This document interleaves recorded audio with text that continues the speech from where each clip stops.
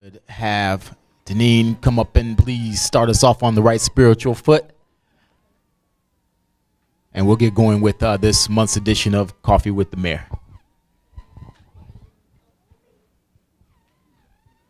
Good morning, may we bow our heads, please.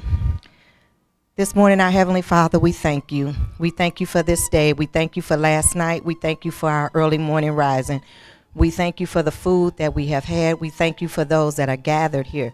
We ask that you bless this meeting, and Lord, bless those that are not here, that are on their way. Lord, let this meeting be for the purpose that it's supposed to be.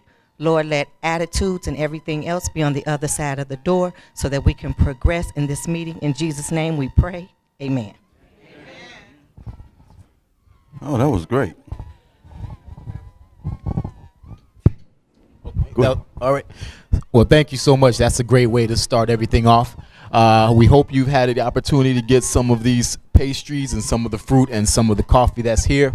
I want to welcome you to the July edition of Coffee with the Mayor. Give yourselves a round of applause for being in the right place at the right time, doing the right thing.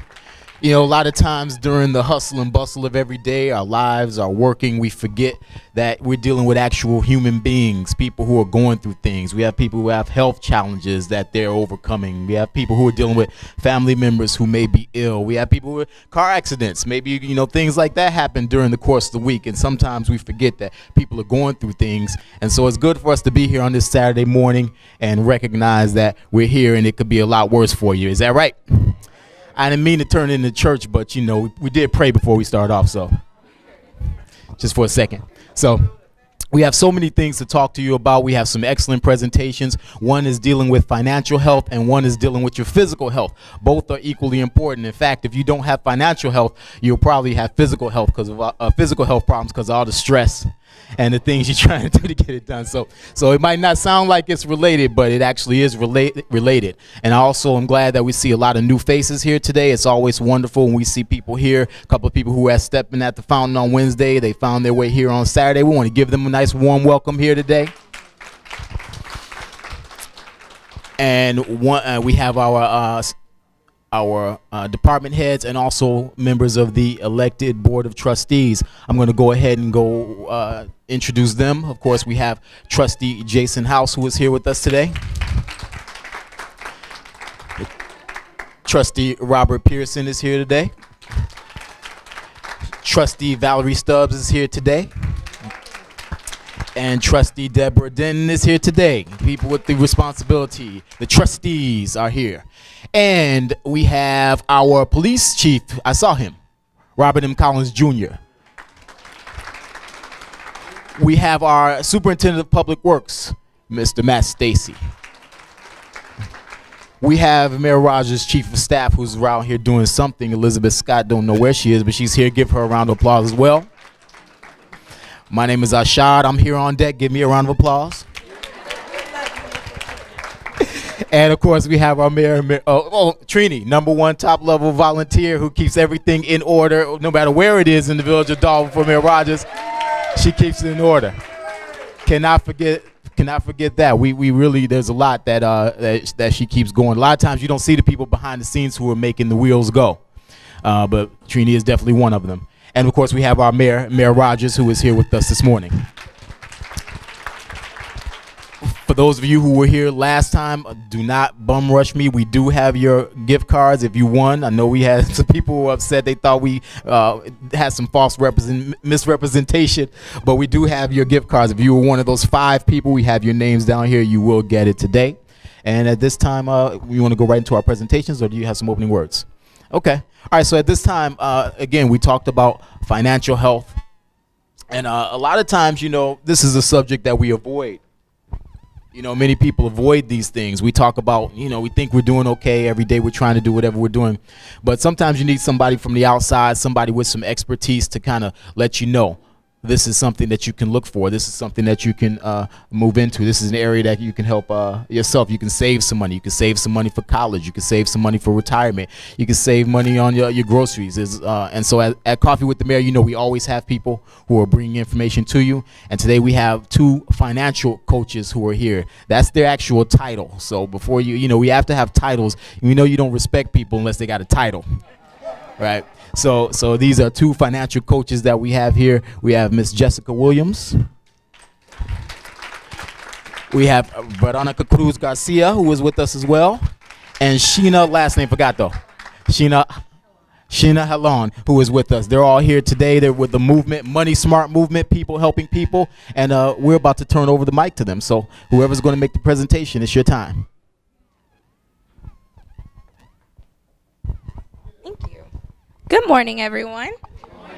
My name is Jessica Williams, as Ashad mentioned, but I won't be the host of the show per se. I am a financial coach with PHP, but I'd love to introduce you to my director. She's a wonderful woman. Number one, she's literally blessed my life within, a month of knowing her. She worked in corporate America for about 13 years with the CTA. She's a mom to two wonderful boys, 12 and 15. And, she realized after working in corporate America, which I'm pretty sure a lot of you have, even with 2 degrees, sometimes it just doesn't cut it as far as, taking care of your everyday expenses or just being a mom, especially being a single mom. So, a little short over 3 years ago, she started with PHP, and she's been able to help families, not only myself, but families just like yours, kind of streamline the same path of making sure that they're set up for their financial future. So I'd like to introduce my beautiful, lovely director, Veronica Cruz Garcia. Good morning, everyone. Can everyone hear me okay without the mic? Well, we need the mic. Okay, very good. All right, this is going to be interesting. How are you all this morning? First and foremost, I want to thank the City of Dalton, Mayor Rogers, thank you so much for having me, and Ashad for, of course, giving me the opportunity to be here with you this morning. This is purely informational, purely educational. As Jessica mentioned, I grew up in the city of Chicago, born and raised there. Very, very humble beginnings, didn't come from money. What I realized a lot is that was something that was never talked about in my home, simply because we didn't have it. And I'm not sure if any of you here can relate to that, but that's something that did not come down from my family, from my grandparents all the way down to my mom and then myself. And so even with my 2 degrees that I obtained, the small little finance class that I took in college didn't teach me about personal finance. It taught me corporate finance, how to manage a corporation's books. Finding myself working for the CTA for 13 years, although I was making really great money, I wasn't saving a lot of it because I didn't have that coach in my corner teaching me how to save, how to get ahead financially, and how to make sure I was setting myself up as well as my kids for a great financial future. So partnering with the PHP agency and the amazing carriers that we actually partner with, I realized that there are people out there willing to help the average middle-class American. That's why I have decided to partner with PHP and provide the same value that was provided to me almost 3 years ago. So there's a concept with PHP agency that we teach, and it's called the 4 homes of money. So I want to start off by asking a very quick question. If you were traveling, I'm probably going to pick on you ladies here only because you're in the front, okay? So if you were traveling, would you say that you have criteria for your travel? Yes. So, ma'am, since you nodded your head first, you in the black. What's your name? Verita. What? Farida.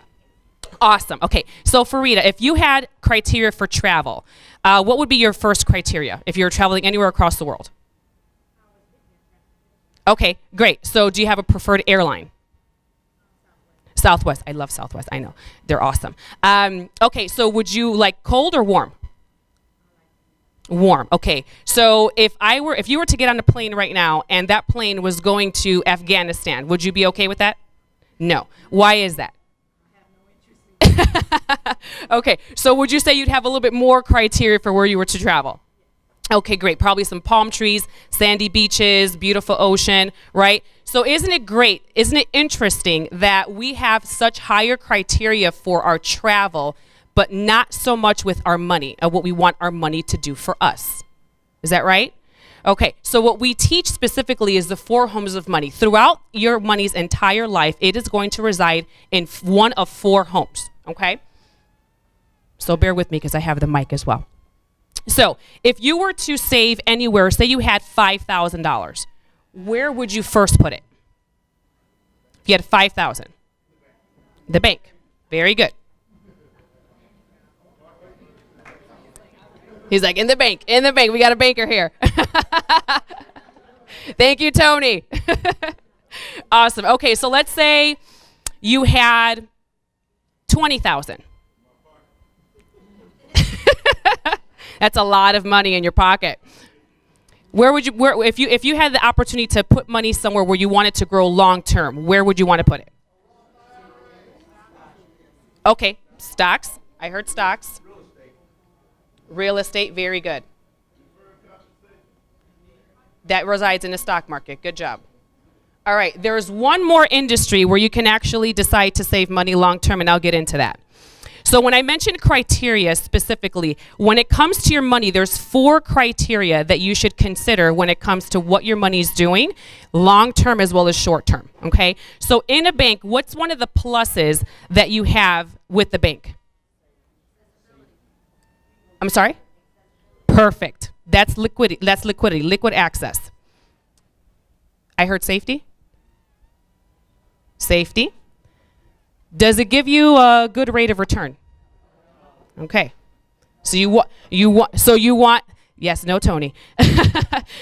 So when it comes to rate of return, why do you think you need to have a great rate of return for your money? Because today you work to be able to afford the cost of living for today, right?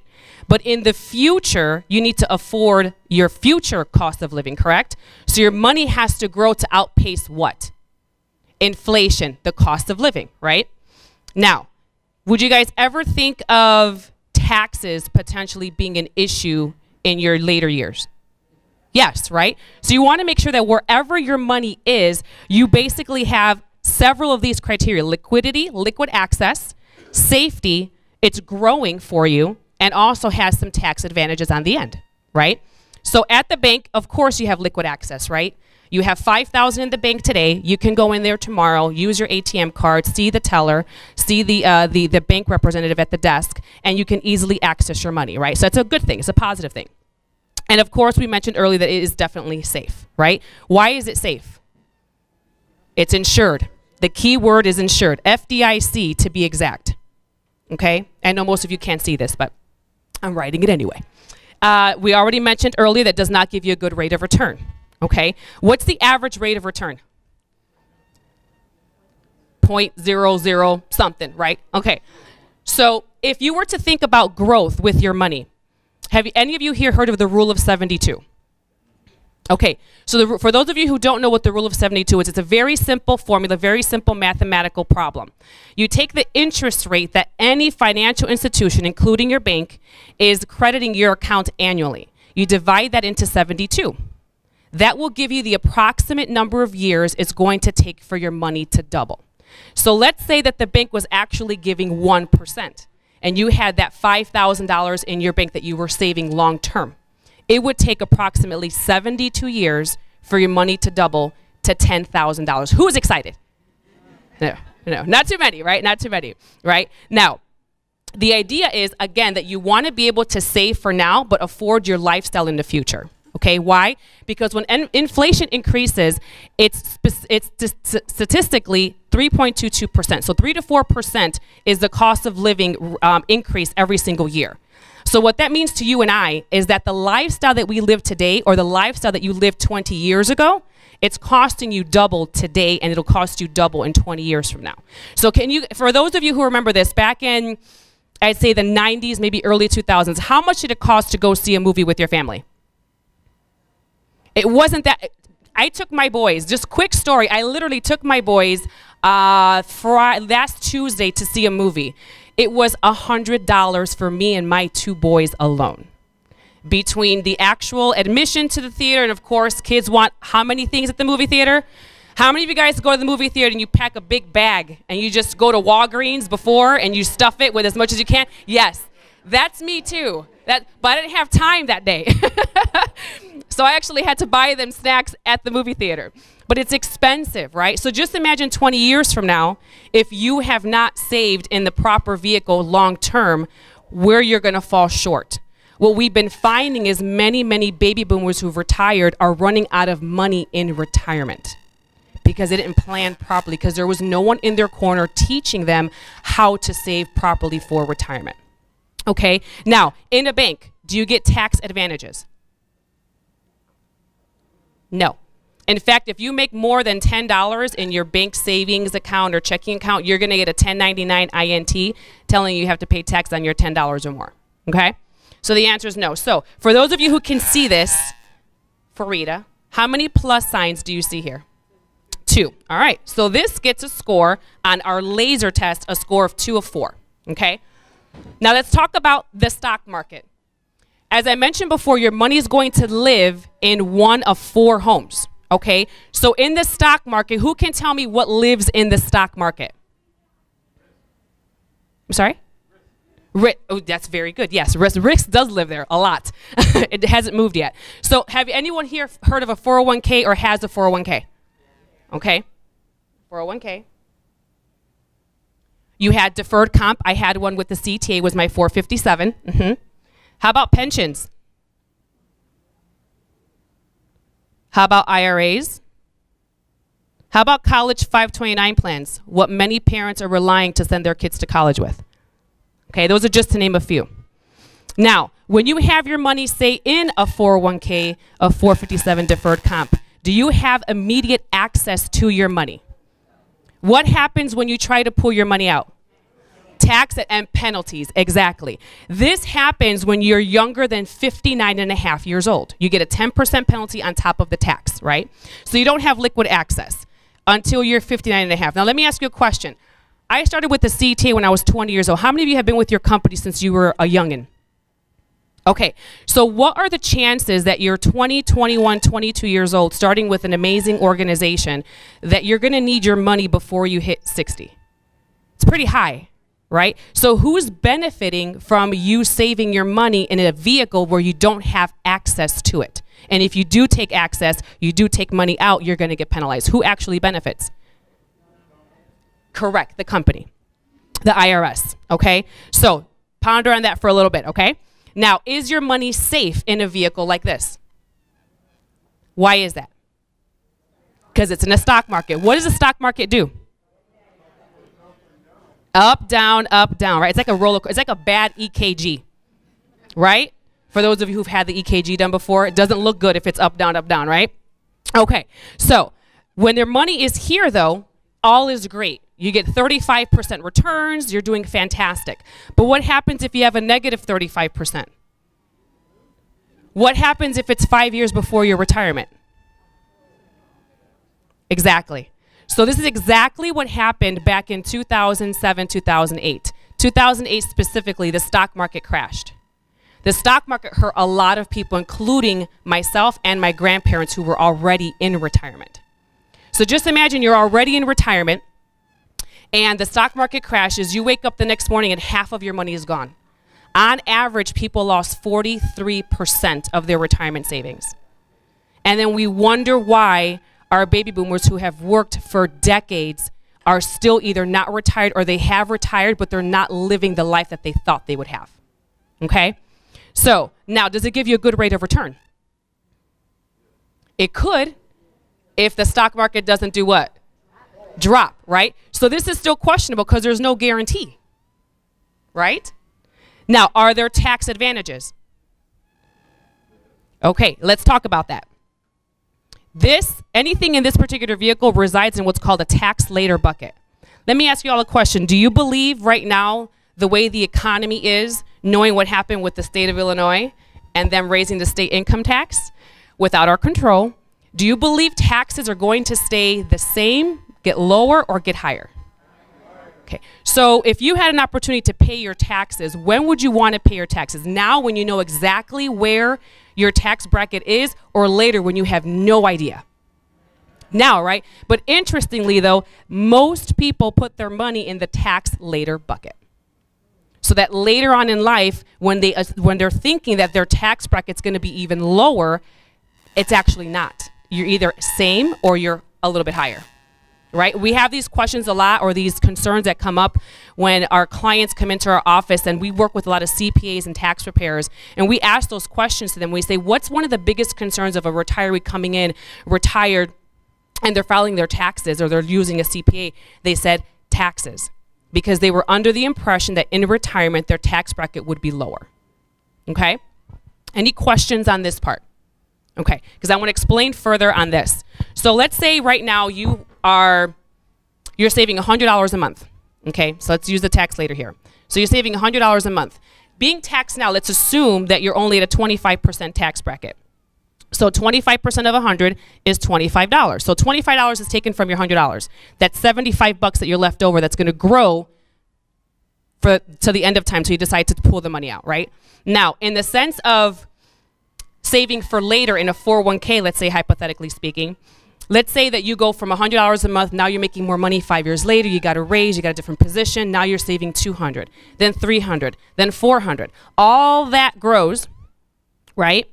And now you have, say, $100,000. Now you say, okay, well, I'm ready to start drawing my income, right? I want my money. So let's assume that you stayed at a 25% tax bracket. So now instead of them taking $25, they're taking $25,000. And now you're left with $75,000. Now, let's say you have, who's over the age of 60 years old? Okay. Who here would say that, let's say if you had an opportunity to leave your money to a beneficiary, and let's say it's your grandchild or a daughter. You leave this money here, you say, you know, I want to leave it to my beneficiary. I did really well on my other portfolios, I'm good. At the age of 70 years old, you're going to receive a letter from the IRS stating that you have to start drawing what's called required minimum distribution, so your RMDs, at the age of 70 and a half. If you do not, you get penalized 50% of whatever your minimum distribution should have been until your account reaches zero value. Why do you think that is? Because this is pre-tax dollars that you've contributed. That you have not paid taxes on this money.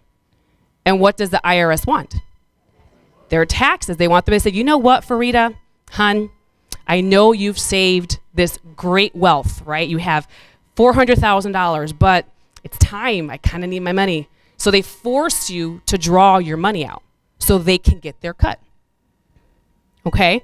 So are you guys learning something new today? You guys get a little upset. I don't want you guys upset. You're not going to leave here upset, I promise. Okay? All right. So additionally, and we've had this happen, so I want you guys to know this about your accounts, okay? In these particular vehicles, primarily the 401ks and pensions and so on, if you leave it to a beneficiary, because this has not been taxed yet, your beneficiary will get taxed on this amount of money. Additionally, it counts as their earned income for the year. So say, for example, you have $100,000 that goes to your beneficiary. Taxes come out, they have $75,000. Your granddaughter, your daughter, your grandson makes $50,000 a year. This $100,000 counts towards their earned income. What do you think is going to happen when they file their taxes? They're going to owe. So you think you're doing something great by leaving something behind for your family member, for your grandson, your granddaughter, your daughter, but unfortunately they're going to get taxed on all this money later. I did this workshop almost a year ago for a group of nurses, and a woman in the audience had that just happen to her. She owed $13,000. She was the beneficiary of a 401k from her great aunt. And unfortunately, she owed $13,000 in taxes because she had no idea. Nobody spoke with her about the ramifications of taking this. There's other avenues you can take to protect that, to protect you from dealing with that. Okay, any questions on that? Yes, ma'am.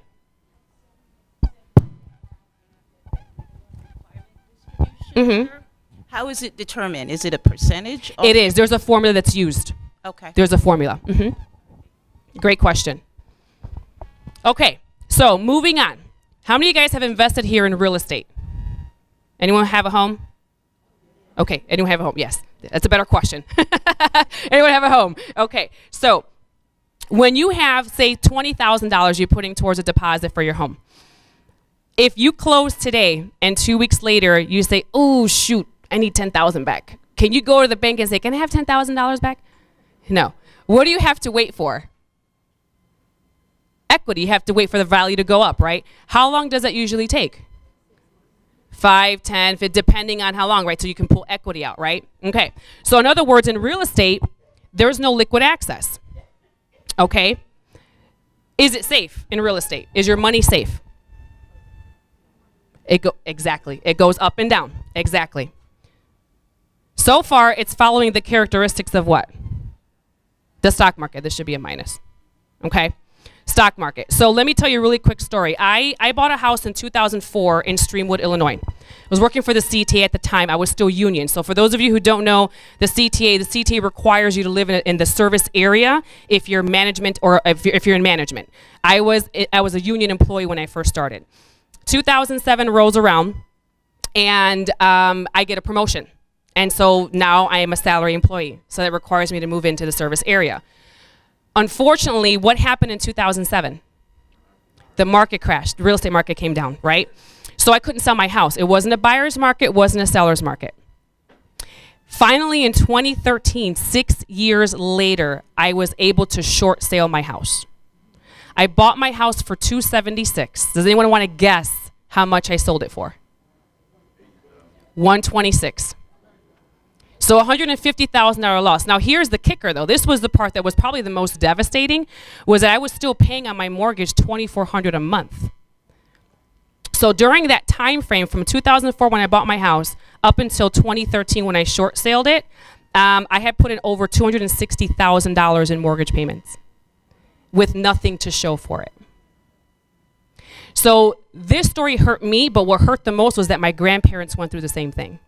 My grandparents are 80 years old and still underwater with their mortgage. And guess what just went up again in Cook County? The property taxes. So now their mortgage payment is less than their property taxes per year. And unfortunately, they can't sell their home because they're underwater. So this has happened across the country. This happened now 10 years ago. History tends to repeat itself. So it's not a matter of if it happens, it's a matter of when it happens and where are you going to be at that point. Yes, sir. Yes.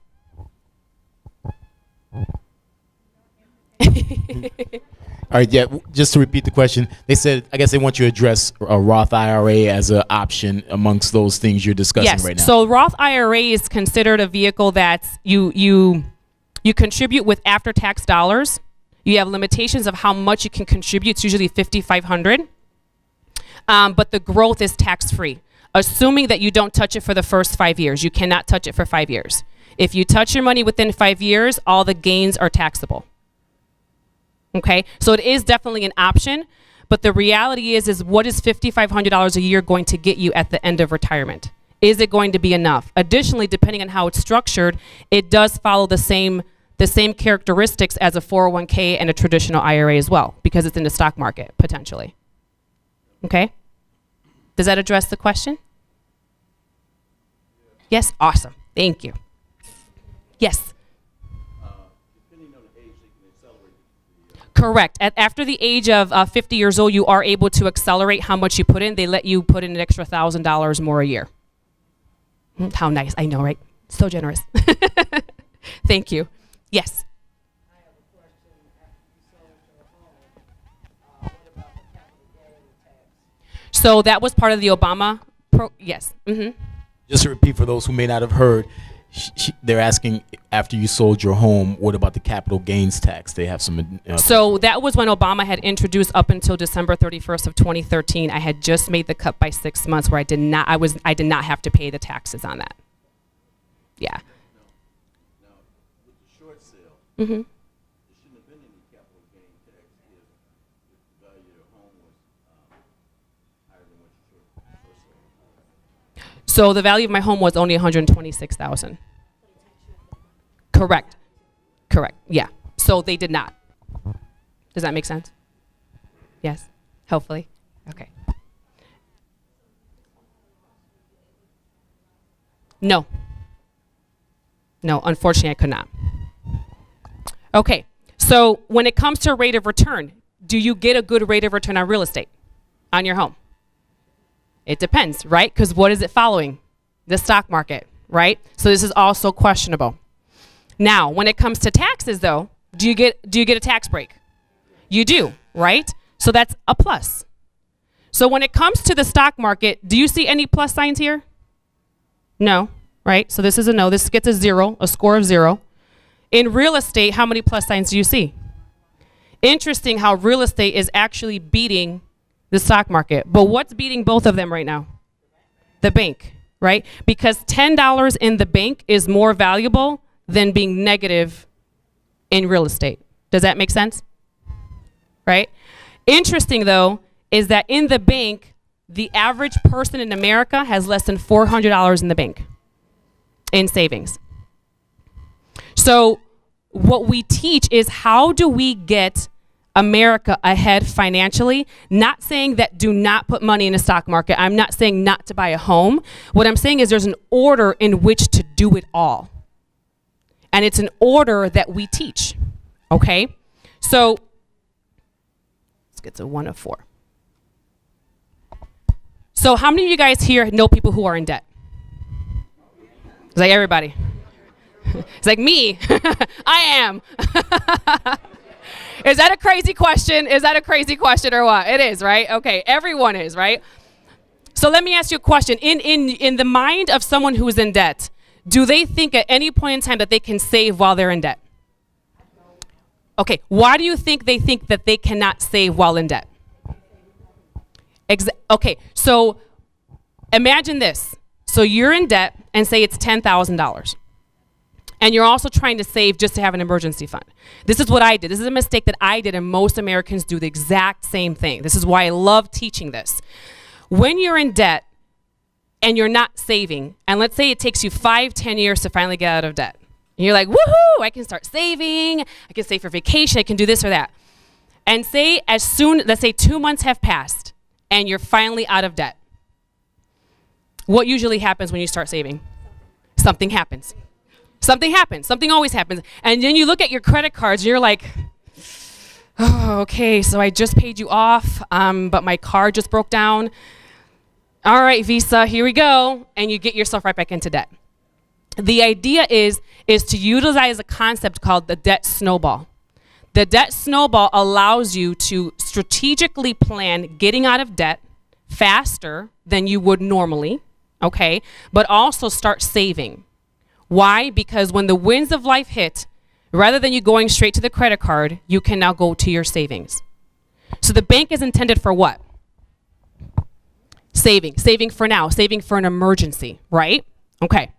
So if I would be able to teach you how to get out of debt and save, would that be something valuable to you? Okay. Awesome. Good to know.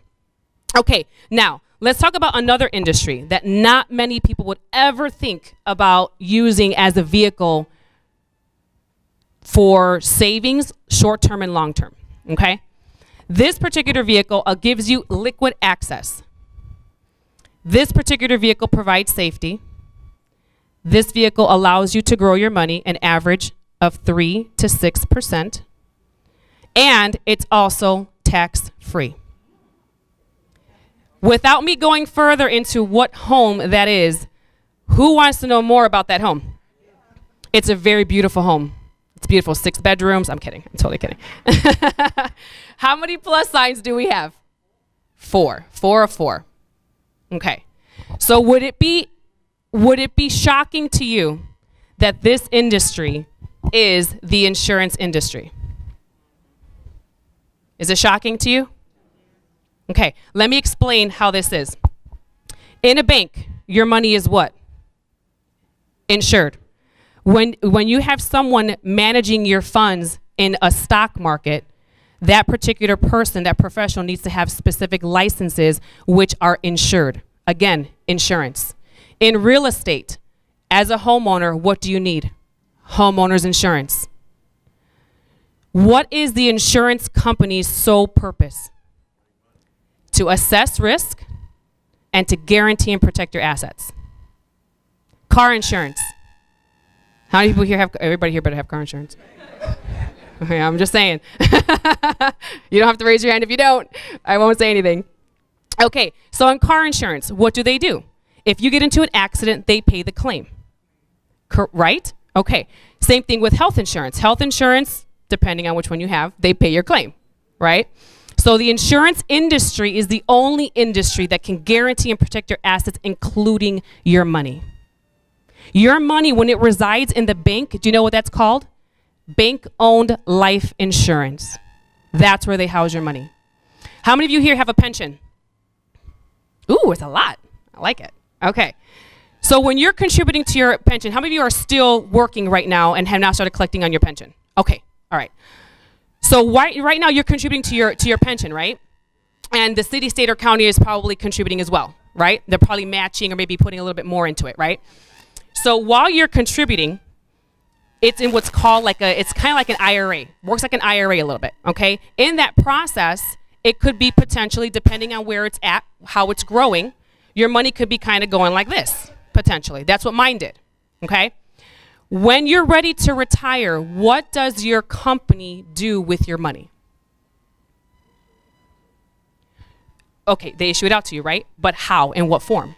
Because a pension is what? It's a promise to pay, right? It's a promise to pay. Thank you so much for your 40 years of service. We're going to now give you a set income for the rest of your life until you die, right? He's like, yes. Woohoo! Okay, so what happens to your money is the company moves your money into what's called an annuity. How many of you guys have heard of an annuity? What industry does the annuity live in? The insurance industry. Again, the only industry that can protect your money. Does that all make sense? Okay, so let's talk a little bit about this. Can I have a napkin or something? Oh, of course Farida would have that. She's been my go-to girl. Okay, so let's talk a little bit about that. Just leave this aside here. So your money can grow one of three ways, okay? So, what's one way your money can grow? Anybody? Okay, one way it's fixed.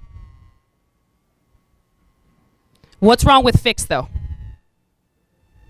It doesn't really grow, right? It's kind of like very, very little. It's almost stagnant, right? But what's a pro about a fixed vehicle? It's safe, right? So safety, okay? Now, the other way that it can grow is what's called variable. What's a plus of variable? It can go really high. You get 100% of the gains, right? So if it gains 35%, you're getting 35%, right? So you get high gains. But what's the downside of variable? You can lose. The same way you can gain, you can also lose, right? Okay. So there's a third way that your money can grow. And this is the one not too many people know about because it's not offered through your company, city, state, or county. And that is what's called index. In other words, it's the best of both worlds. So when the market is up, it takes on the characteristics of a variable. But when the market is down, this vehicle takes on the characteristics of a fixed account. So you have safety. This is the reason why our clients, my clients in the last 3 years, have not lost a dime. They're participating in the partial gains of the market, but their money's always safe. Does anyone have questions about that? Any concern? Yes. Very good question. So Veronica. Yes. Now, I know they're like almost everybody in here wants to know how that happened, right? But we do have other presentations. Okay. We're kind of on time right now, but you'll still be here, right? Yes, I will. Is it possible that some of these questions could be answered after we? Absolutely. Okay. Absolutely. So very quickly, first and foremost, thank you so much for your time. I really hope this has added value, kind of opened you up a little bit to the other options out there to save short-term and long-term. There is an order in which this should be structured in your financial home. The same way that your home foundation, your actual home, if it has a crack, what can happen? A lot of issues later on, right? Same thing happens with your financial home. You want to make sure it's ordered properly. So the scores that we had here, in order of highest score to lowest score, that's how your foundation should be set in your financial home. Okay, so if you have any questions at all, myself and my amazing executive vice president co-owner Sheena Halan will be here to answer any of those questions. We would love to set up any follow-up appointments with you if interested. We definitely have a lot more to add, but Sheena's background is actually in finance and marketing. She was the one who was in the corporate world and decided to start teaching something more independent to the people in the community. So thank you very, very much for your time this morning. Oh. I want to thank you. Man, that was great. I was looking around the room and I saw you all had some real serious faces. I mean, you were really paying attention, listening, man. I was like, what is going on? But that's the kind of information. Of course, we know in 20 minutes it's so complex and there's so much. But she did a good job in 20 minutes of really breaking it down, right? So if anyone is available afterwards, she's going to be here. They're going to be here. They have some materials to give out to you, and I'm sure they'll be able to give you the card. All the questions that you all have, probably every one of you all will probably take 20 minutes asking all the questions more than likely, so we can't do that right now. But we are going to do it afterwards. They'll be here, and we thank you for being here with us this morning. Now we're going to go right into our next presentation. We have with us today Candace Carr, who is the community liaison with Oak Street Health. Some of you all know that we've had them on a regular basis here, giving us screenings, presenting. They're always available and present, willing to assist us with any of the health-related resources that they have. And we also have with us, there's a doctor in the house, Dr. Eric Peterman, who is present as well. We don't want him to have to deal with anybody today as far as doctors are concerned. He's here to present. He's going to talk about two important things right now. We know it's hot right now. We know we want to deal with summer health, diabetes, keeping yourself safe, okay? So please give them a warm round of applause. Ms. Candace. Good morning, everyone.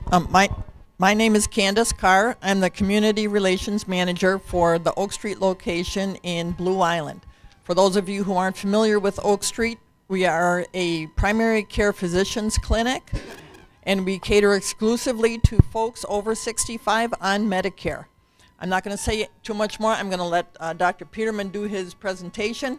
If you need more information about Oak Street Health, please come and see me. Okay.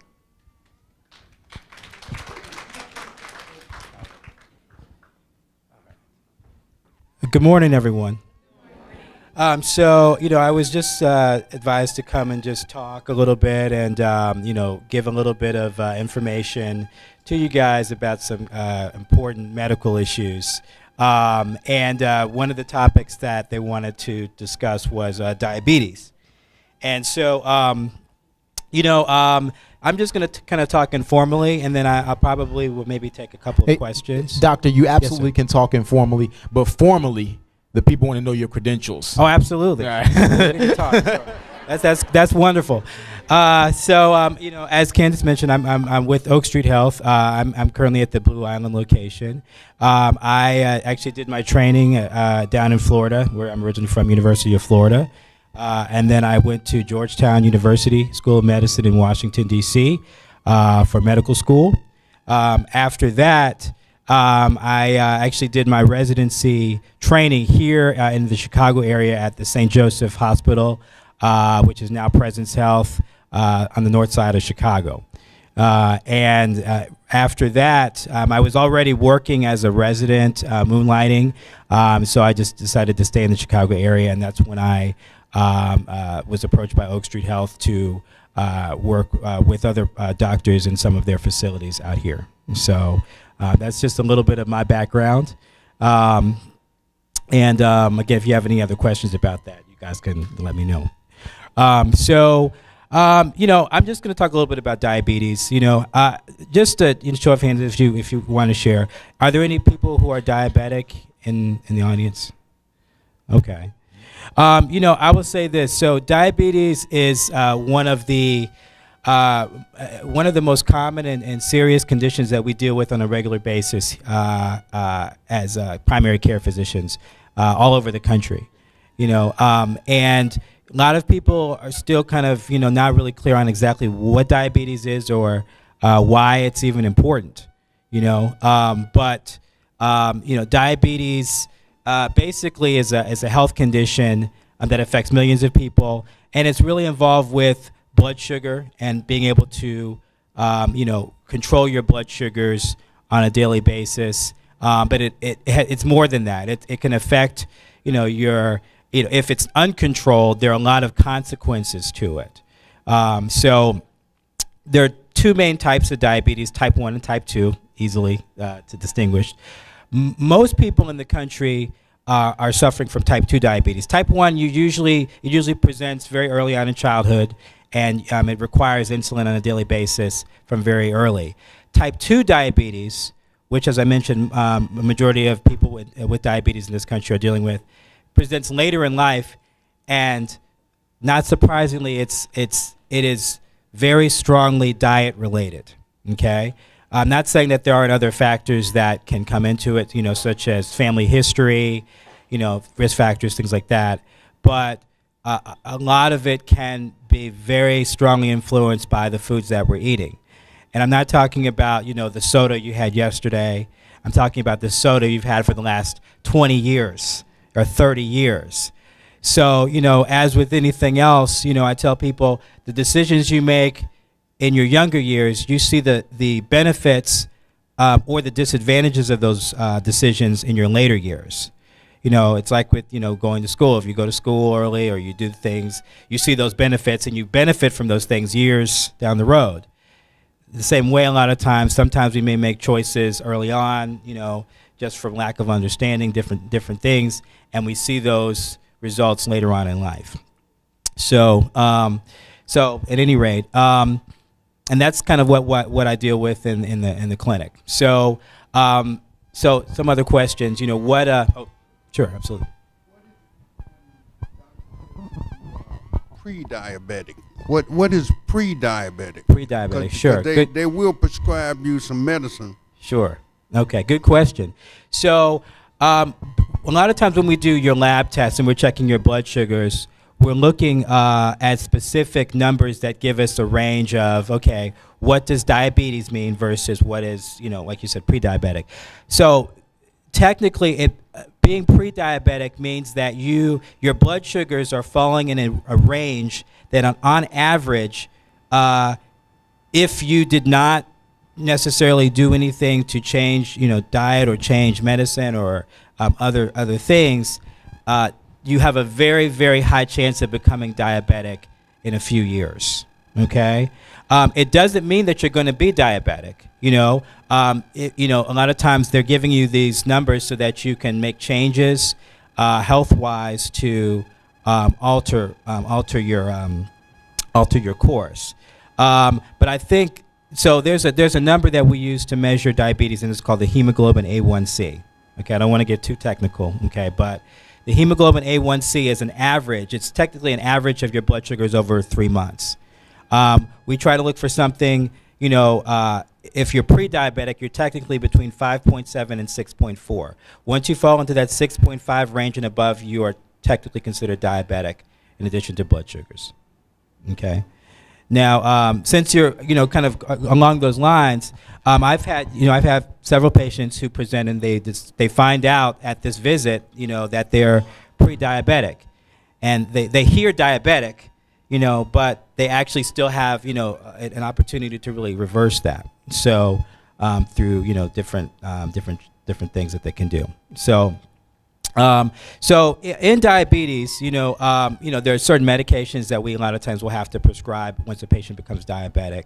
And that's not the option I always want to go towards. But, I usually talk to patients about diet first, different dietary changes. So let me just ask someone in the audience, what do you think are some dietary changes people can make to maybe help control or avoid diabetes? Sugar intake. Okay, very good. Okay. So sugar is obviously juices, sodas, sweets, a lot of things. Everything that you just ate this morning. Right.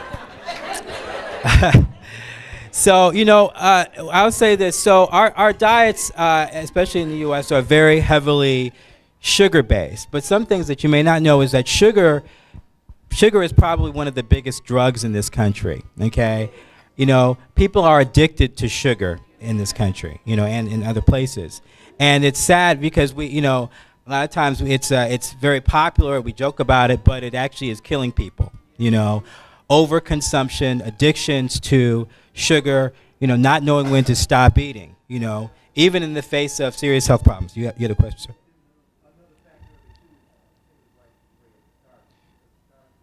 Sure. Absolutely. Absolutely. Mm.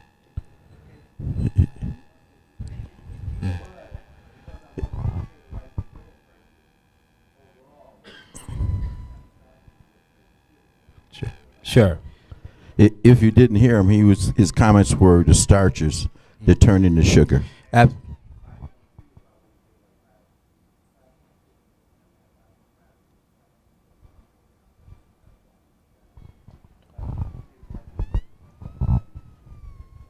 Sure. Absolutely, absolutely, and I was going to get into that. So he brought up a good point about not just the sugars that we see, in juices and things like that, but bread, pastas. I usually say bread, pasta, tortillas, crackers, donuts, doughy products. A lot of the things that you see in the middle of the grocery aisle in the store. A lot of those products, if they've been sitting on a shelf for 6 months, I ask people, is that something that you necessarily think is going to be the healthiest thing for you to eat? Food is supposed to spoil. It's supposed to perish. It's not supposed to store for 12 months. You have to ask yourself sometimes when you make certain choices to eat certain things, if it hasn't broken down yet in 12 months, what's going to happen once it goes in your body? Okay? Just think about it. It doesn't mean that you can't still eat the foods that you enjoy, but, a lot of the food that we eat, a lot of times we don't even know what we're eating. We can't read the ingredients. We can't even read the ingredients on the label, but we still stuff it inside. Okay? So just think about those things. So, like he was saying, bread, pastas, things like that. You want to definitely eat those things in moderation or limit those choices as you get older. Yes.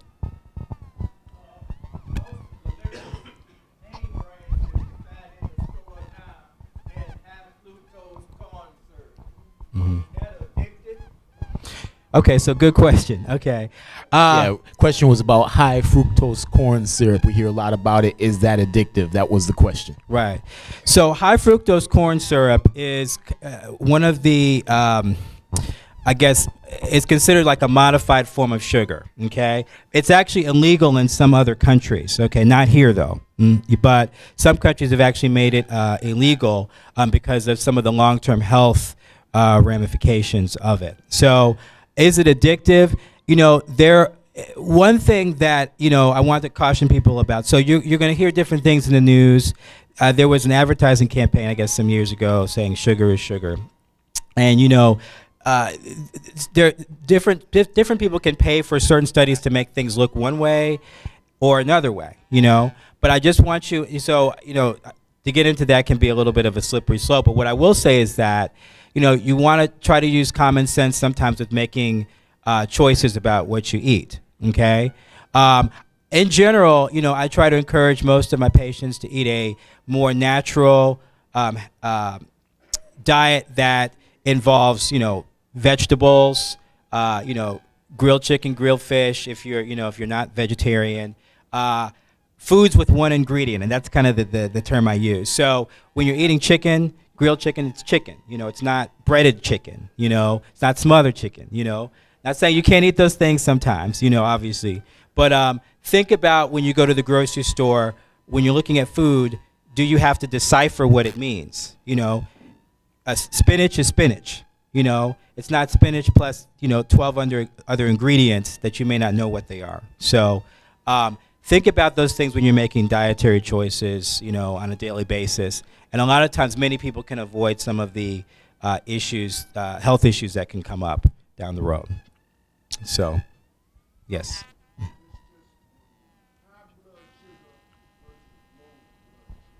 Okay. Okay. Okay. Okay. What's the difference in the diet for high versus low? Sure. So those are actually two different issues. But in general, and I'm going to try to keep this in, sort of layman's terms. Our bodies have a hormone called insulin, okay? And, just a kind of a big picture, insulin is kind of like the worker bee that brings sugar that we eat inside our cells to use for energy, okay? So every time you eat like a piece of fruit or something like that, the sugar kind of is floating around in your blood. Insulin sees it, it grabs it, and it brings it inside, okay? So, if you think about it like a job, and all of us, many of us, working, the more you have to work, the harder it can be. So, say you're just eating some fruit now and then, insulin just takes it in and, pushes it back, and it's no problem, and it can sit back and sit down and, relax. But if you're eating like, a lot of bread, rolls, having your latte from Starbucks in the morning with the donut, and then, something else later on during the day, insulin is like doing this constantly, okay? And then after a while, insulin is like, okay, listen, I'm tired. I can't keep doing this. But then, the latte keeps coming, and insulin's still working. And after a while, the insulin, over many, many years of doing this, insulin says, you know what? I'm done. You are working me too hard. I can't do this anymore. You are eating me crazy. So then what happens is, when people get to that point as diabetics, we have to give them insulin from outside. It's almost like hiring someone outside of the company to work when the worker inside says, I'm done.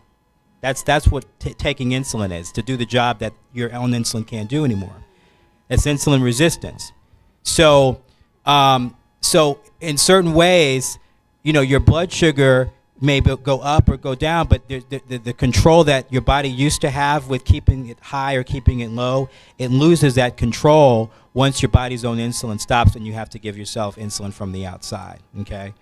So, to answer your question about low blood sugar, it's difficult to say because some diabetics, they can have highs and lows, and it can vary, but the more that you do things to help increase your body's own insulin working, such as, exercise, one of the main ways people can increase their body's natural insulin from working again, you can decrease some of those highs and lows, and your blood can become a little bit more, your blood sugar can become steadier. So, okay. Doctor, Sure. when you hear about people dying from complications of diabetes, exactly what does that mean? Sure. So when your blood sugars are uncontrolled for many years, decades, it can have direct effects on organs in your body. So that means that sugar that's in your blood can directly, by its physical presence, have negative effects on certain organs. A lot of times people can get a condition called neuropathy, where they get numbness or tingling in their fingers or toes, or, when they're diabetic. And what happens is, over many years, sometimes they lose the ability to have feeling in their feet. So they may step on something like a nail or step on a tack, and they won't feel it. It might be in their foot for, several days, and because they don't know what's there, it can become infected, and that infection can spread up to, through their legs. So that's something that happens. It happens frequently. And a lot of diabetics, if they get cut or scratched, if they don't feel it, the wound does not heal as quickly as it would if they were not diabetic, okay? Because the wound doesn't heal as quickly, again, it can be more prone to infection. Bacteria, they love sugar. Bacteria love sugar. So if you have high blood sugar, it's creating an environment where bacteria, if you get cut or get injured, they just start to thrive because they're like, oh, this is great. This is just the best environment. I can just keep eating. So, that can create situations with that. Diabetes can also cause people to get blindness. It doesn't happen immediately. A lot of times people will have issues with, decreased vision due to the blood sugars. And a lot of times we have people go to an eye doctor every year as a screening, which is one of the reasons we do that, particularly in diabetics. Amputations. I talked about the feet. If your foot does get infected and you get a condition called gangrene, the only way a lot of times we can fix that is cutting off the foot, cutting off the leg, because once tissue is dead, it's dead. and it can cause problems in other parts of the body, so it can't be revived. So that's just to speak to some of the complications, and that's why we talk about it. A lot of people say, well, why is this even important? Why do I care? Why does it even matter? It's because not caring can have permanent effects on your quality of life, things that you might have taken for granted before. Eyesight, kidney function, that's the other major thing. A lot of patients, if with blood sugars that are uncontrolled over many years, it can directly affect your kidneys, which filter your blood. They filter everything in your blood, so if the kidneys are no longer working, many patients have to go on dialysis. So anyway, I know that was a long answer, but When you talk about sugar, I read an article that the average person, without trying to eat a higher amount of sweets or anything like that, on an average yearly basis, take in 500 pounds of sugar through all the things that they eat, soups, breads, and other items that they consume on a regular basis. Now, when amputations occur, and is that a cause from the neuropathy? Well, no. What happens is, so it's a process. So what can happen is neuropathy could sometimes be one manifestation where people get the numbness and tingling, and they can't feel as well on their feet, and then they may step on something or have a cut or something along those lines, and then that can get infected. Like I mentioned before, sometimes people can get cuts or wounds and they're not healing well, and those wounds can become infected, and that can spread. If it's in the foot, it can spread to other places. And if they're not able to treat the infection with antibiotics, if the tissue dies, then that can be a problem. Okay, that can lead to potentially an amputation. One other issue that complicates this, okay, is that a lot of patients, if you have any history of smoking, okay, any history of smoking, or if you currently smoke, smoking can it can actually cause the blood vessels to become tighter and more difficult for them to get blood and oxygen and nutrients to your tissues. So if you are diabetic and a smoker, if, say, for example, we're trying to give you antibiotics for an infection in your foot, it becomes more difficult for the antibiotic to actually get to the infection because the blood vessels are much tighter after years of smoking. So, it's not a straightforward answer, but to give you an idea, the more medical problems you have, the more difficult it can be to treat basic situations. Something where it's an infection, if you were, young and healthy and we give you the medicine, it may be done in, 3 or 4 days. The same condition with multiple medical problems can take, several weeks to treat. One last question. Sure. Genetics and hereditary. Sure. Okay. Does that play a part in? Sure. So yeah, as with anything, having a family history like a mother, father with high blood pressure or diabetes, it can put you at increased risk for those conditions.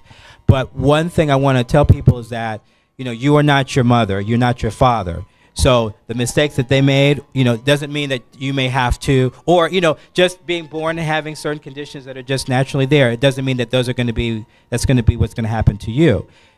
You can definitely alter that course. I've had many patients who've had both parents, with serious medical conditions, and they were able to completely reverse their health, through dietary changes, diligence, exercise, things of that nature. But one thing I do want to say is that a lot of times, one of the reasons why people may have health conditions today is because if your mother or your father or your sister, you guys grow up together, a lot of times people grow up with the same diet and the same values about eating, and a lot of times they carry those values on into adulthood. So, just because, your parents might have, done things a certain way, it can predispose you just because of lifestyle choices.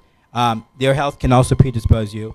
But it doesn't mean that that's going to be the outcome for you. People can, I'm very optimistic about that. People can make changes in their life every single day.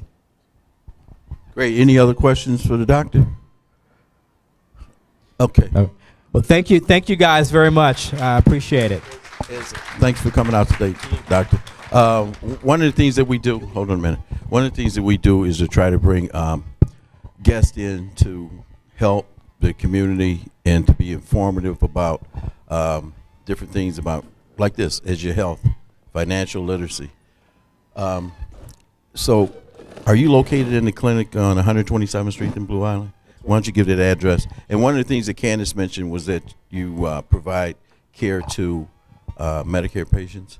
That's correct. Yes. So we're located at 3046 West 127th Street. It's myself and another doctor, and we have two nurse practitioners who also help us out with seeing patients.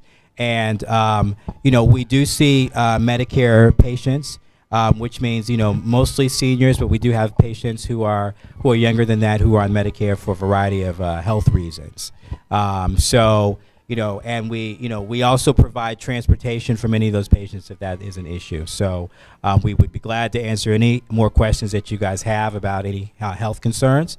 And I just want to say, this is a great community organization program today, and you guys did an excellent job. I think it's wonderful what you guys are doing in the community to help educate everyone. Thank you, Doctor. Candace is also an alderman over in Blue Island, along with helping Oak Street. If I can just have a minute, Dr. Peterman didn't mention, and it's something that we're very proud of, as far as diabetic amputations. We've reduced diabetic amputations among our patients by over 95%. So we are really watching our patients. If you're interested in making an appointment to see Dr. Peterman, come and see me, and I can take care of that for you. Great. And just to bring to light how serious diabetes is, we just had one of our county commissioners buried last week from complications of diabetes, 55 years old. So it's a very important crisis, and it's important that you take care of your health if you've been pre-diagnosed with diabetes and or if you have diabetes. So thank you very much. Okay. First of all, I want to thank everybody for coming out this Saturday morning. We have a lot more people than we had last time. But as we go forward in continuing this Coffee with the Mayor, we hope that your participation continues and that you ask that you bring out more of your family and your friends to get this type of information that we've provided here today. I'm basically just going to ask for a question and answer session right now in regards to anything that's happening in the community. I'm going to bring our police chief up to bring you up to date on some of the things that are going on. So if there's any questions that you'd like to ask of me right now, you could do so. No questions? Wow. Yes, ma'am. Mike's coming over there. I live on 148th and State. Yes. And our block has been not repaved, but potholes filled in and filled in and filled in. Yes. To no avail. Okay. And right in front of my house is the worst part. It's like a roller coaster ride. Okay. How do we get that whole street just redone? Well, we had a significant number of streets that needed repair. With the $200,000 block grant that we received, we've identified some streets. I think there was between 9 or 11 streets that were going to get resurfaced. I'm not sure if your street is actually on that list, but we kind of took and categorized those streets in regards to the numbers, the seriousness of the blocks. So I can take a look, and you can contact my office, Elizabeth, in our office. We can take a look and let you know if your street is on the list to be resurfaced this year. Okay. Any other questions? Chief Collins, why don't you come up?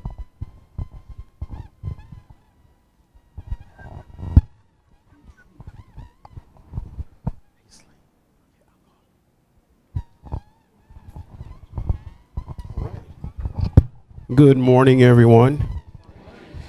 The one thing that I'd just like to talk about is fireworks. Did anybody hear any?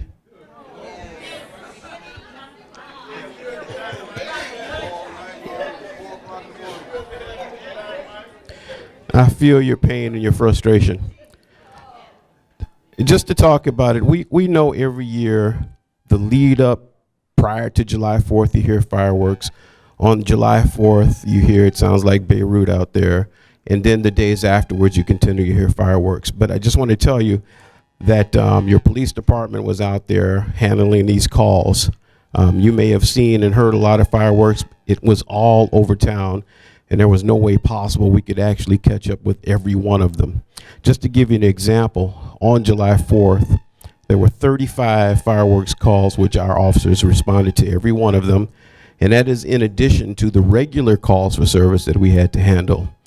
So if you did not see the officers in a certain area for fireworks, that's because they were already handling calls, going from call to call to call. But one thing I also recommend, if you do not call us to handle a fireworks complaint, then we won't know. Actually, we know what's going on, but we won't be able to get over there. Call us so we can come and handle it. If it's going on next door, across the street, whatever the case is, call us. We know fireworks are illegal, but people pop them off like it's no law at all. And the close proximity that we have to the state of Indiana, where you can purchase fireworks all day long and bring back trunk loads and truckfuls of it, even transporting across the state line is illegal. So please give us a call so we can handle these complaints for you. We are handling them as we see them. We handle them as we get the calls, but if you don't call us, we cannot help you out with that. Yes, ma'am, have a question?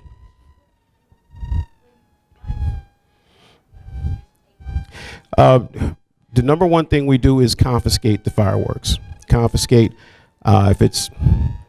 if we get a situation where there is just absolutely a truckload, then we'll take legal action against them. But if you're talking about just a handful of the M80s and things like that, it's just confiscate it and move on to the next call. Sometimes issue a ticket.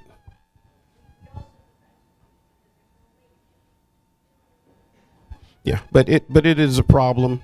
It scares the pets. And I was just talking to a lady whose dog gets frightened with the explosions. So it is a big problem. I saw a hand go up. Yes, ma'am. Subject, but it's a real sore thing to me. And that's them boom box and them cars. Because, like, I had my grandbaby over, and through 2 o'clock in the morning, boom, boom, boom. It scared me. I didn't know if a bomb was going off or what. Yeah, she's talking about the loud cars and loud music. So the officers do write tickets for the loud cars, but what we also do, what a lot of people don't know is, when we ticket those cars, we also seize the car. We take the car, and they have to pay for it to get the car back. Okay. I have a few comments. I have to temper what I have to say. My husband is so upset and so angry. I mean, my husband is a Vietnam veteran. He's a very, very good man. He's a very strong man. And he has suffered for 7 days. 7 days, my husband has suffered because he didn't just go to Vietnam. My husband went to Cambodia. My husband saw men blow up in front of him with their arms blown off, their legs, their heads, their bodies. He saw friends. He served with people that blew up in front of his eyes. He did it for this country because Cambodia was being supplied by Russia and China. So when he took more time, he went to Cambodia and he fought to protect this country. And these people on my block for 7 days have been blowing off bombs. They go to church somewhere. They have a Christian faith. They go to church. They act like Christians. They're not living like Christians. My husband has suffered for 7 days. Our dog has been going to the bathroom in the house, not outside.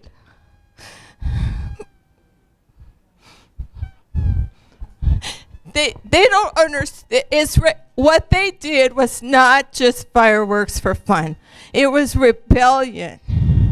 It was aggressive rebellion what they did. And I saw them with my own two eyes. I went outside and they snuck and they put a box of fireworks at the end of the street. Then they would run to get back the box. Right. As I said, we have fireworks problems all over the place. What she's talking about is some people suffer from PTSD, post-traumatic stress disorder, and it happens in not only just some of our veterans, but other industries where you've undergone a lot of stress. Anything that, but what happens is they actually relive this. When they hear things going off, it triggers something and they start to relive this, and then they have problems with it. And like I said, when it scares the pets also, it scares the people who suffer from post-traumatic stress. I thank your husband for his service to our country as well as any other veterans.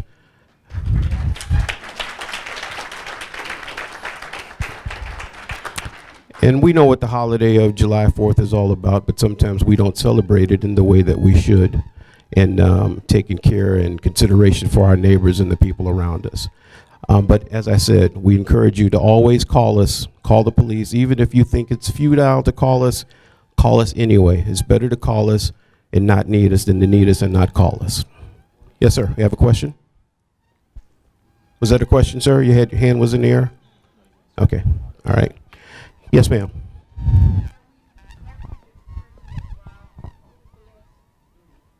We have a person of interest. And let me explain that real quick. When I say call the police about things, Chief Collins, please repeat the question just real quick. there was if we captured the person and robbed food for less.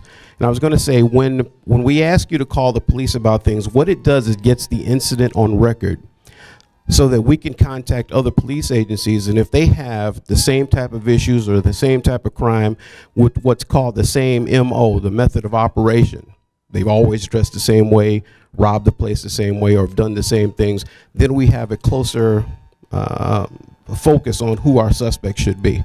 So we have a person of interest simply because it was reported and someone else in another town reported the same type of incident. So we are looking at the same people. Also give you an update. A few months ago, there had been reports of some rapes in the village.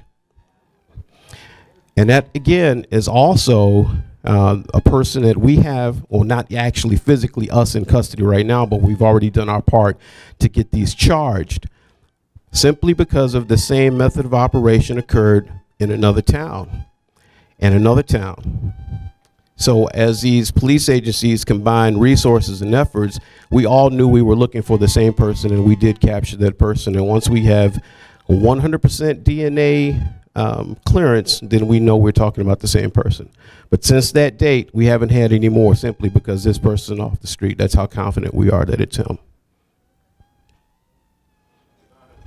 Yes, sir.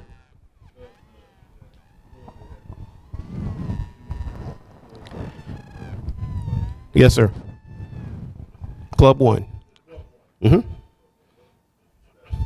gentleman is asking the status of the shooting in Club 1. Club 1 is the nightclub that's located at Chicago Road in Washington.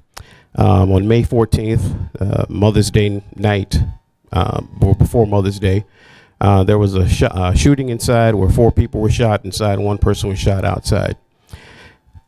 We've gone as far as our investigation will take us, up to a point where we have lack of cooperation from the victims, lack of cooperation from the witnesses.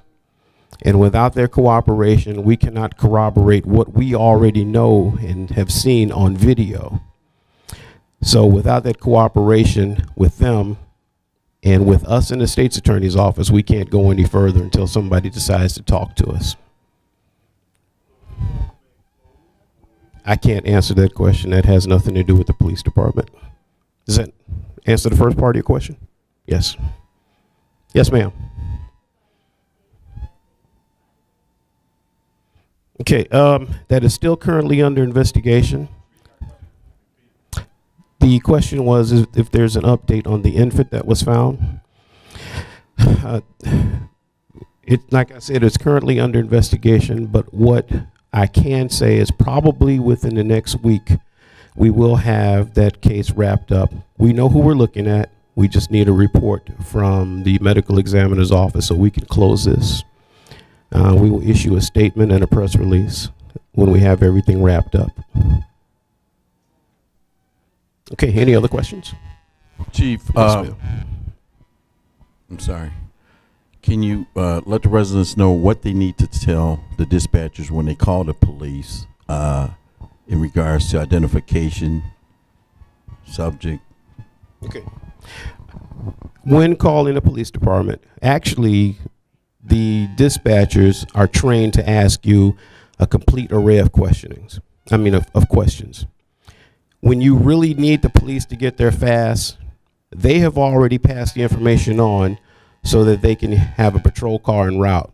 It seems like time is going slow when they're asking you a bunch of questions, but trust me, the police are already on the way.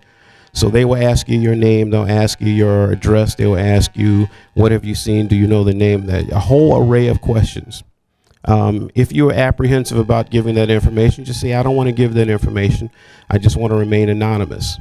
But if you do want to get that information, if you want to give the information to us, just be an observant person. Don't get involved in the incident. Describe the person, race, color, hair color, clothing, if there's anything distinctive about their clothing, if there's anything distinctive about the car. Instead of just a black car, maybe it's a black Cadillac, 4 doors, pink hubcaps, whatever the case might be. Just give as much or as best a description as you can. And sometimes they will try to keep you on the phone so that they can make sure that the officer gets to the exact location that you need them. If you do happen to hang up and the circumstances change, the offender leaves the area and goes in a certain direction, we want you to call us back so that you can tell us which direction that they went, so we don't come to an empty location and possibly pass the offender on the way. Does that answer your question, Mayor? Yes. We had that one question from the young lady in the back. Mm-hmm.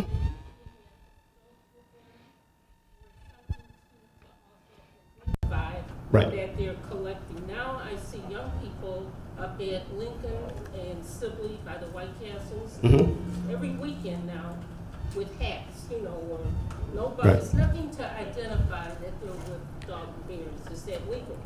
So what the young lady was explaining that what we have is something called Tag Day. Basically a solicitation at a particular intersection, Dalton Bears, Dalton Elite, any other organization that wants to. What they do is they fill out an application and they ask for permission to have a Tag Day. We've limited it to 3 days per organization. If we set certain guidelines for them, there must be an adult out there. So when we do see them, we look for the adult, and sometimes they're sitting off to the side by a car or on a lawn chair or something like that.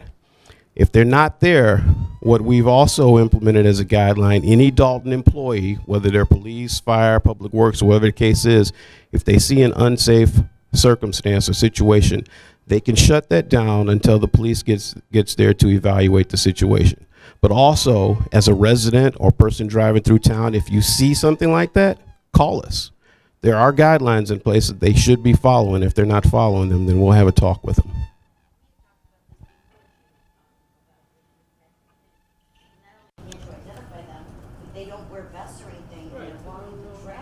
That's part of the guideline also, that they should have a reflective vest. And if you don't see that on them, call us and let us know so we can shut it down. There has been a time change for basketball. What is the correct time now for showdown? Has that been passed? It was on the agenda to have the basketball shut down in residential areas at 6 o'clock. It passed. I vetoed it last board meeting. I don't personally think that, especially during the summertime, that you should try to stop a kid from playing basketball at 6 o'clock. Maybe I can see it at dusk, but there's a lot of other things they could be doing rather than playing basketball. So I would imagine it's going to come up at the next board meeting, July 17th, and it'll be determined whether they're going to override my veto or whether it's going to stand. But I just don't think you should stop a kid from playing basketball at 6 o'clock.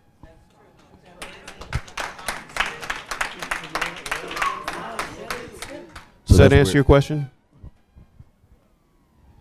That's where it stands right now. Any other questions for the police department? Well, thank you very much. Okay, Project Connect is our community policing program. The last Thursday of every month. We did have one the last Thursday of June. However, I was on vacation and missed that, but I heard that it went very well. But I would encourage you to please attend. We can talk about these very issues that we were mentioning, plus a whole lot more, plus informational sessions and how to protect yourselves better. Just come to these meetings. We try to make them as short as possible. Sometimes they go on for a couple hours, depending on how many questions we have. We hold it at the Village Hall at 7 p.m. the last Thursday of every month, unless it's a holiday. So please come, bring your neighbors, bring your friends, bring your families, and bring some young people also so we can hear their ideas for this village also. Thank you. Thanks, Chief. Monday evening, I'm not sure exact time, is the finance budget meeting. I would encourage all of you to attend that budget meeting. The budget has not passed yet, but I understand there's going to be some cuts made in the budget that's going to be approved and or disapproved by the Board of Trustees. That's going to in fact affect you and in fact affect some of the employees here at the Village of Dalton. So what time is that meeting? 5 o'clock. I believe the cuts are not intended at that board meeting. Yeah. But the town hall meeting to get feedback from the residents. Yes, okay. Trustee,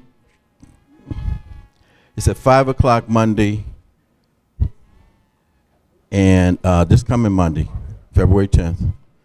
Go ahead, Trustee. On Monday, we do encourage that as many residents come out as possible for a finance meeting at 5 p.m. It's a town hall meeting on the budget. As it stands right now, we've worked to get a potential deficit that was at $5 million down to $2.5 million, but we still have some very difficult decisions to make as it relates to either raising fees, raising rates on things, or making some cuts. So we want feedback from the residents. We want to talk about what we see, throw some recommendations out, but we also want to know from the community because this is our community and we want input and feedback before making final decisions. So Monday, 5 o'clock, I think it will be very great if we have this size room or even more people come because it helps with the decision-making process. Very good, very well said. Okay, I think that's about it. We can hold our raffle right now. Everybody get a ticket?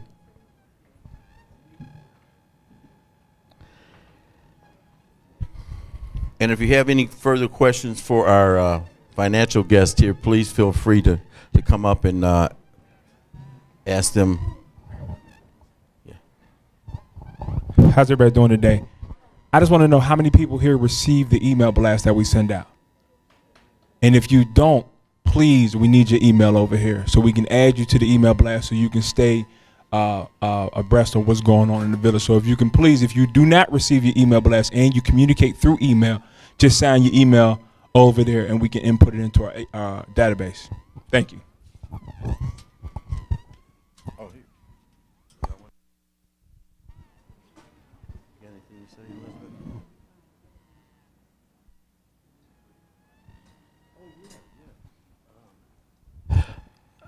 This is Elizabeth Scott. She's my chief of staff. And we've had some flooding issues in the village. So we've asked Rain Ready to come in. Some of you participated in that. But they really helped some of the residents in regards to getting grants to correct their flooding situation. So Elizabeth. Good morning, everyone. So we have a Rain Ready Steering Committee that I started that meets every first Wednesday of the month at Village Hall at 5:30. I've been encouraging everyone to come out. We also put it out there. There was some grant money that was available to all the municipalities in the south suburbs in regards to flooding in your home. I'm very happy to announce that Dalton received more grant money for individual homes than any other municipality in the south suburbs. There were 11 people who qualified to receive up to $25,000 to fix flooding in their basement. And we actually had one person who actually, they came out just last week to begin outfitting their home. And it's actually Kevin Griffin, who does a lot of work in the community. He was one of the 11 recipients. And just to give you an idea what a big deal it is, Robbins only received one. Most municipalities received none. So we have 11 people that are receiving up to $25,000. That's amazing news. We're going to be doing more work trying to get more grant money to do different things throughout the village. I'm not giving up. I've applied for several grants, so hopefully we'll be getting some more relief. So please, if you know anyone who has flooding, even if you don't, I encourage you to come out because I do need your input so that I can pass it along to the various organizations in Cook County and CNT and the people that I'm working with so that we can get some relief for the residents. So thank you. And when this program started, so many people had doubts that they were going to actually get help in regards to the flooding. And Elizabeth's continued effort and the village's continued effort to with the involvement of Rain Ready in Cook County, we were successful in a big way, as you've heard her say, that we were the only town that got that many residents assistance. So Kevin Griffin is our resident DJ at Stepping at the Fountain every Wednesday, and he's also, like Elizabeth said, a great contributor to help you in the community. So if this should really show you in being a believer that these organizations, once we work with them, we invite them in to come in and make the assessments that they really do help. And I wanted to say thank you to Sandra Wells with NHS because that was actually a grant that we found out about through Neighborhood Housing Services. Great. All right. As you well know, our regulars, that we have our raffle at the end of every Coffee with the Mayor. We know that some of you only come out for the raffle. And the reason that we hold it at the end of the Coffee with the Mayor is that if we held it at the beginning, we probably wouldn't have this many people left in the room. So we have,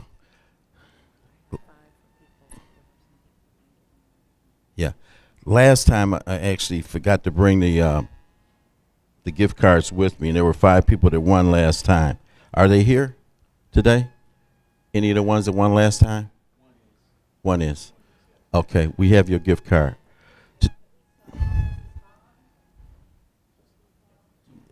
Okay, Mrs. Bond is here also.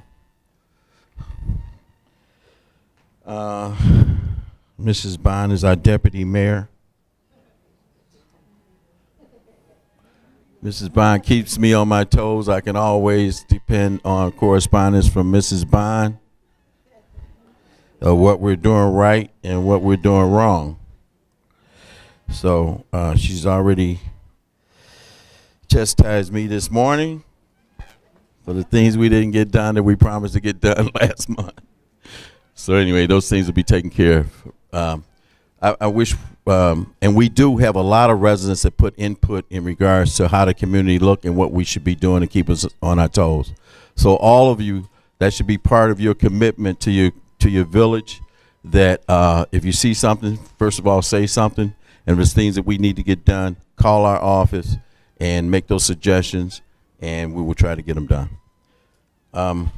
We have 5 gift cards today from Subway, and I thought it was appropriate to get gift cards from Subway in regards to our guest that we had today in talking about diabetes. So Subway has tuna fish sandwiches, which can contribute to your diet and your health. So I figured it was appropriate to get those Subway gift cards today. Okay, the first winner today is number 911183. 911. Wow. 183. Oh. Wayne Adams. Wayne and his daughter and his late wife was a staple here at every Coffee with the Mayor.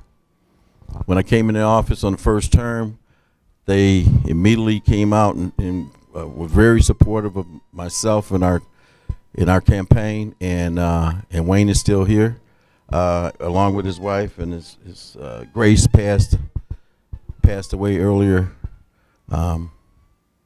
It's almost been a year now. It's been a year. So, congratulations, Wayne. Next winner is 231, 911 231. 231. Okay, we have a winner back there. Another reason that I picked the Subway gift card to give away is because they're a business in our community. You might as well spend your money in Dalton. So our Subway is located at 599 East Sibley Boulevard in the plaza there. Okay, next winner is 911212. 212. Okay. It's a third winner. No. No.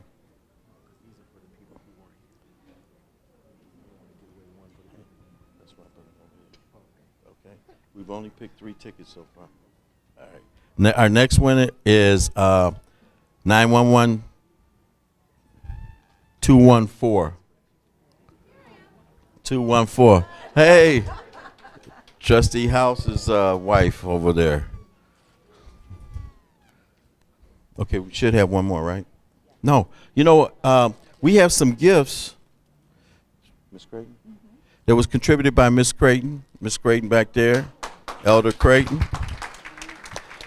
From the looks of it, it looks like it contains sugar. It looks like some baked items or something in here. Cookies, I guess. Okay. With no sugar. Thank you, Ms. Creighton, for contributing for our Coffee with the Mayor. Okay, we have another one. Our Subway.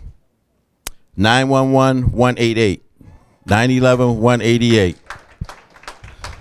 Okay. All right. Now for the sweets. Okay, 911-226. 226. What kind of cookies are they, Miss Creighton? Butter cookies, okay. Sugar and butter.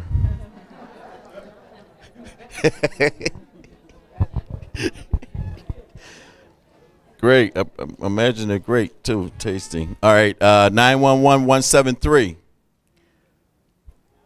Our newlywed right here. Come on up, Rita. Come on up here. Our newlywed. We were in this room. Has it been 2 weeks ago, where she got married? Come on, wait a minute. Come on, wait a minute. This room was beautifully decorated, and she got married to JB 2 weeks ago in this room. And I was so glad you invited me, and I attended. But why don't you just say something? She's a regular line dancer, a regular participant in the community, and a newlywed. Well, good morning, everyone. Yes, 2 weeks ago, Tuesday, my husband and I got married, and actually the backstory is we met here at a dancing set about 2.5 years ago, and it was fitting for me to make our union solid at the place we met.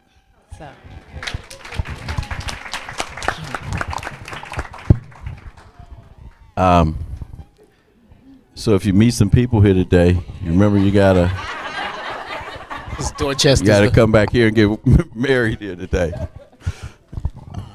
Okay, 911-224.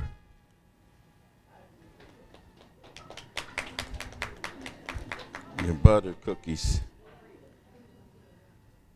Okay, 911-176. Oh, okay. It's yeah, Mr. Youngblood, one of our residents here at the Dorchester. Dorchester. 911-174. Here.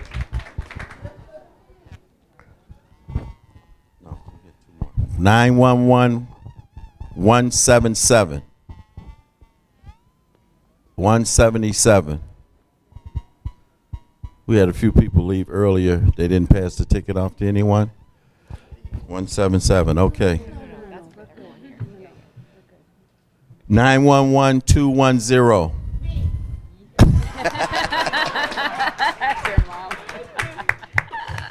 Okay, great. All right, Denise. Is that the last one? We got one more. One more. 911-205.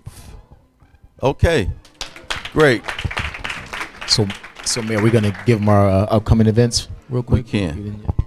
Go ahead. All right, so just want to tell you really quickly as we wrap up our events that are coming up over the next few days, okay? First of all, we have coming up soon, July 15th, recycling event. Bring all those old TVs, computers, anything with the cord that you have sitting around in your house, bring it to the fire department station number 1 between 9 and 1 on next Saturday. Right, and remember this, because, you know, there's some residents that, when they buy that new flat screen, they put the old TV out on the curb, and we don't pick them up, and the garbage, Homewood Disposal don't pick them up.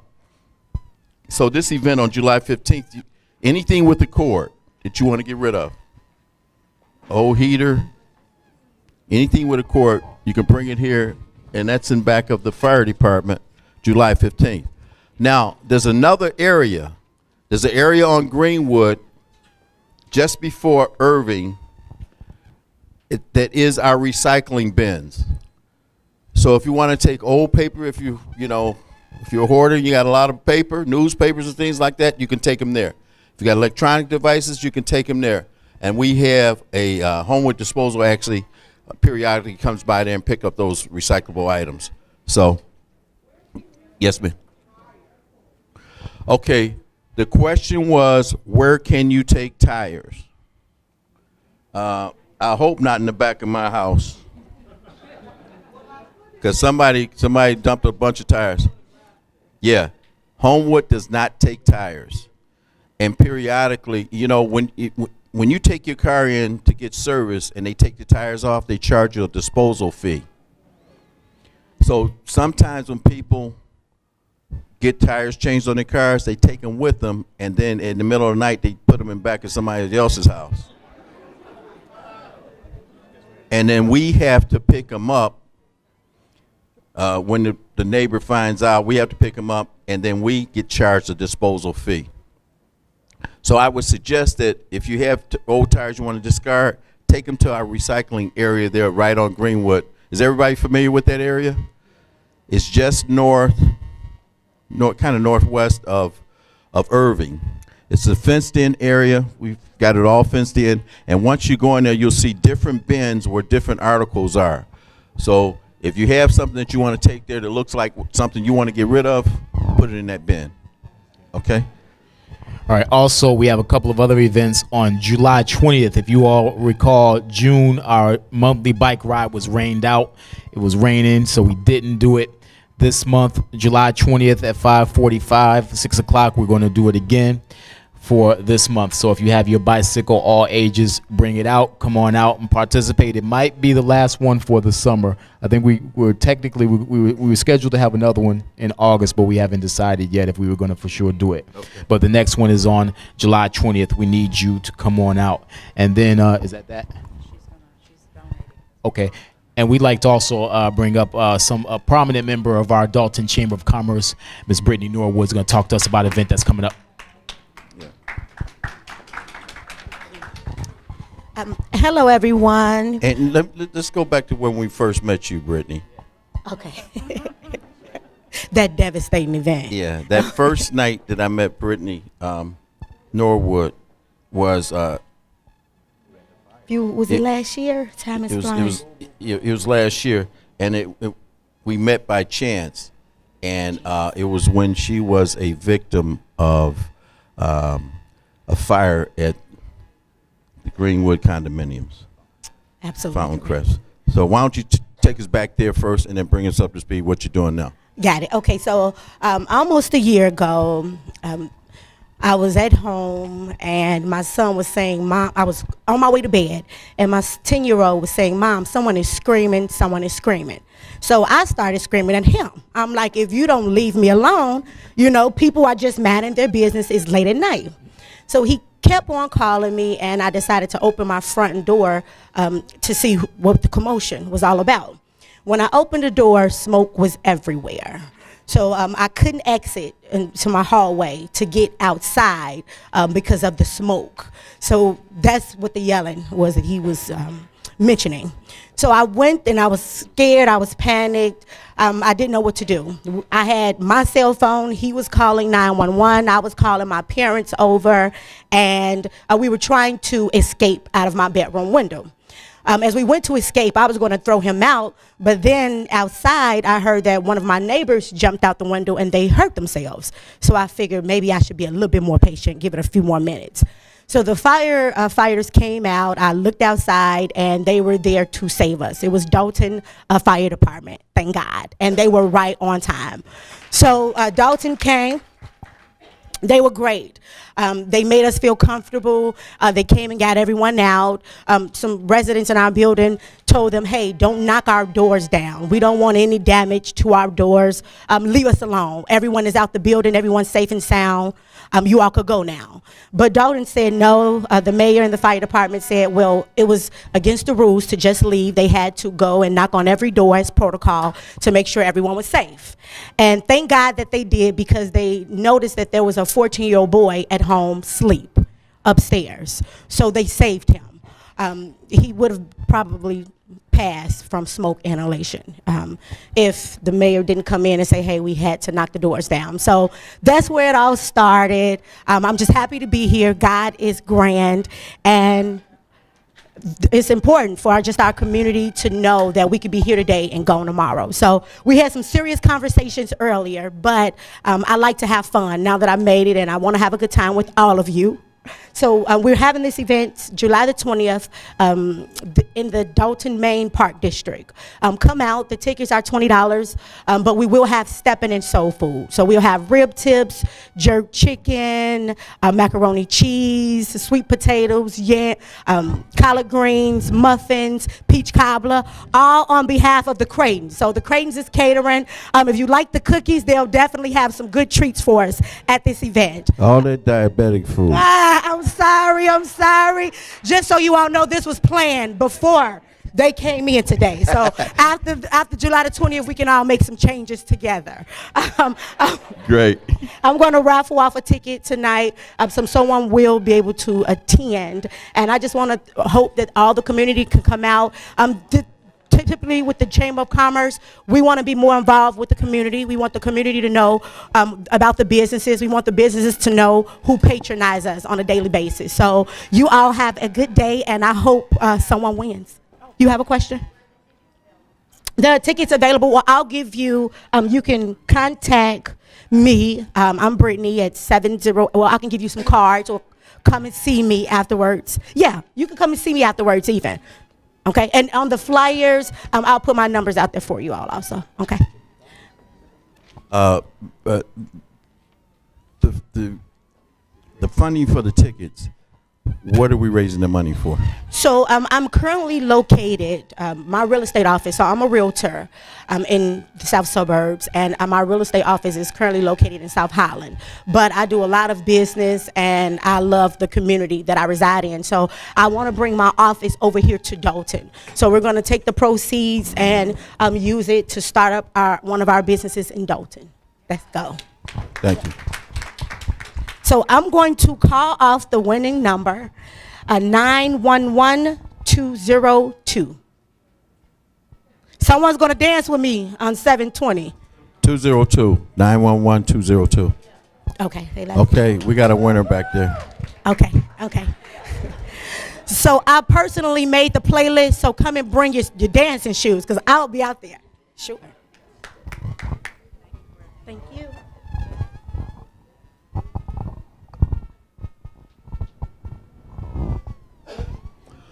Okay, Shad had one more announcement, and then that will conclude Coffee with the Mayor. Thank you all for coming out today. And remember, our financial experts are up here, so if you want to interact with them, you certainly can. Just want to make sure, one person I omitted earlier was Edward Steve, the media director, when I was introducing everybody. What we've done today is actually, give him a round of applause. Yeah, give him his applause. Of course, what you're seeing today is actually going to be on Channel 4 and 99, our cable access channels. So that's why it's important for us to have the mic and everything so you can hear everything. But everything that happens, let people know if they weren't able to be present here. We're thankful for all of you all who came here. And we want you right now, since this is wonderful Saturday, we want you to go right over to the Dalton Flea Market and support those people who are over there right now. It's growing, but we need your support. We're working with you all to have the things there that you want. And everybody who goes there and all the vendors are real happy when they leave away. I'm not saying that they're millionaires when they're finished, but they got a lot more than what they came with. So I want you all to go ahead and support that. It's in a good location. We listened to you all. We made the changes. Come on over Saturday. They're waiting for you. They'll be glad to see you all. And not only that, if you've got, you got a garage at home, and you pull your car up to it because you can't get it in because you got all that stuff in there, bring some of that stuff out to the flea market and try to sell it so you can get your car in there by wintertime. I'm telling you, people will buy it. I'm telling you that a lot of, especially on a day like today, so many people there. You'll leave, they'll be a lot lighter. Trust me.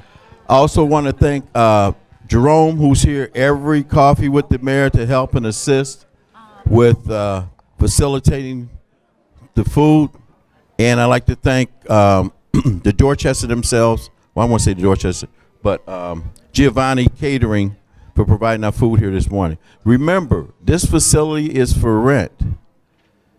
So if you have any of your special events, retirements, repasses, weddings, other special events, reunions, remember to contact them because this is a great facility, whether it's downstairs, the big ballroom, or upstairs here. And we've been promoting the Dorchester for the rental of these rooms, and I'm happy to say that every weekend from now until next February, every weekend has been booked. So and then another thing is, a lot of people, the primary time that they want to rent these facilities is Saturday and Sundays. But all during the week, it's still available. So, you don't have to get married on Saturday. You can get married on a Wednesday up in here. Or have a special event.